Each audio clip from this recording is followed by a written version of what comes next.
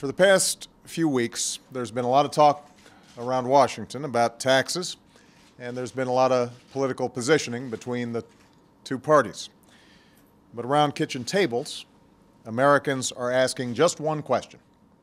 Are we going to allow their taxes to go up on January 1st, or will we meet our responsibilities to resolve our differences and do what's necessary to speed up the recovery and get people back to work? Now, there's no doubt that the differences between the parties are real and they are profound.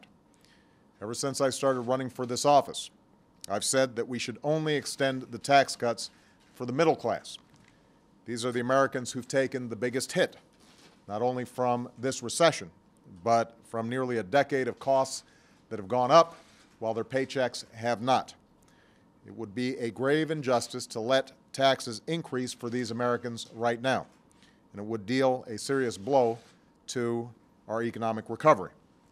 Now, Republicans have a different view. They believe that we should also make permanent the tax cuts for the wealthiest 2% of Americans. I completely disagree with this. A permanent extension of these tax cuts would cost us $700 billion at a time when we need to start focusing on bringing down our deficit. And economists from all across the political spectrum agree that giving tax cuts to millionaires and billionaires does very little to actually grow our economy. This is where the debate has stood for the last couple of weeks. And what is abundantly clear to everyone in this town is that Republicans will block a permanent tax cut for the middle class unless they also get a permanent tax cut for the wealthiest Americans, regardless of the cost or impact on the deficit. We saw that in two different votes in the Senate that were taken this weekend. And without a willingness to give on both sides, there's no reason to believe that this stalemate won't continue well into next year. This would be a chilling prospect for the American people, whose taxes are currently scheduled to go up on January 1st because of arrangements that were made back in 2001 and 2003 under the Bush tax cuts. I am not willing to let that happen. I know there's some people in my own party and in the other party who would rather prolong this battle, even if we can't reach a compromise. But I'm not willing to let working families across this country become collateral damage for political warfare here in Washington.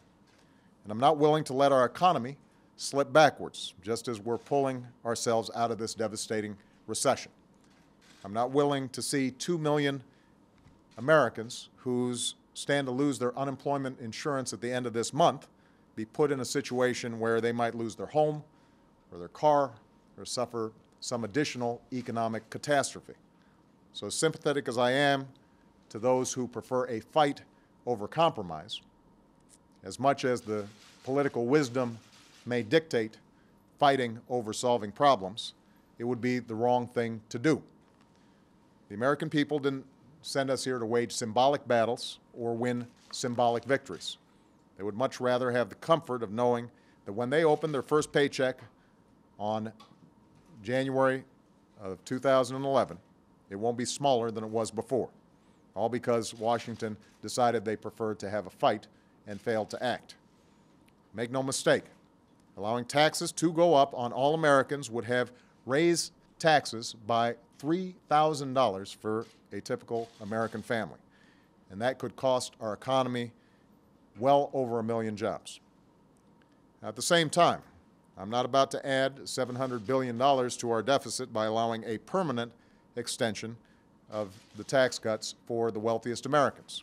And I won't allow any extension of these tax cuts for the wealthy, even a temporary one, without also extending unemployment insurance for Americans who've lost their jobs or additional tax cuts for working families and small businesses.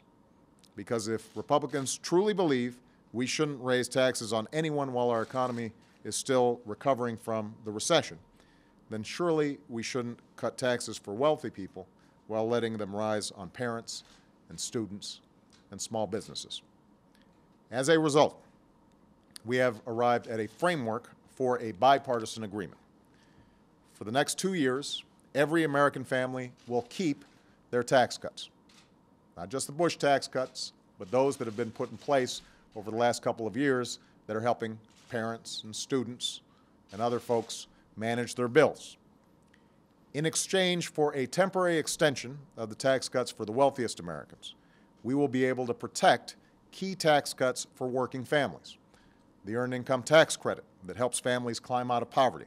The Child Tax Credit that makes sure families don't see their taxes jump up to $1,000 for every child. And the American Opportunity Tax Credit that ensures over 8 million students and their families don't suddenly see the cost of college shooting up. These are the tax cuts for some of the folks who've been hit hardest by this recession. And it would be simply unacceptable if their taxes went up while everybody else's stayed the same. Now, under this agreement, unemployment insurance will also be extended for another 13 months, which will be welcome relief for 2 million Americans who are facing the prospect of having this lifeline yanked away from them right in the middle of the holiday season. This agreement would also mean a 2% employee payroll tax cut for workers next year, a tax cut that economists across the political spectrum agree is one of the most powerful things we can do to create jobs and boost economic growth. And we will provide incentives for businesses to invest and create jobs by allowing them to completely write off their investments next year. This is something identified back in September as a way to help American businesses create jobs. And thanks to this compromise, it's finally going to get done. In exchange, the Republicans have asked for more generous treatment of the estate tax than I think is wise or warranted. But we have insisted that that will be temporary. Now, I have no doubt that everyone will find something in this compromise that they don't like. In fact, there are things in here that I don't like, namely the extension of the tax cuts for the wealthiest Americans and the wealthiest estates. But these tax cuts will expire in 2 years, and I'm confident that as we make tough choices about bringing our deficit down, as I engage in a conversation with the American people about the hard choices we're going to have to make to secure our future and our children's future and our grandchildren's future, it will become apparent that we cannot afford to extend those tax cuts any longer. As for now, I believe this bipartisan plan is the right thing to do. It's the right thing to do for jobs. It's the right thing to do for the middle class. It is the right thing to do for business, and it's the right thing to do for our economy. It offers us an opportunity that we need to seize. It's not perfect, but this compromise is an essential step on the road to recovery. It will stop middle-class taxes from going up. It'll spur our private sector to create millions of new jobs and add momentum that our economy badly needs.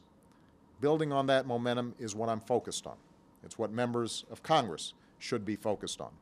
And I'm looking forward to working with members of both parties in the coming days to see to it that we get this done before everyone leaves town for the holiday season.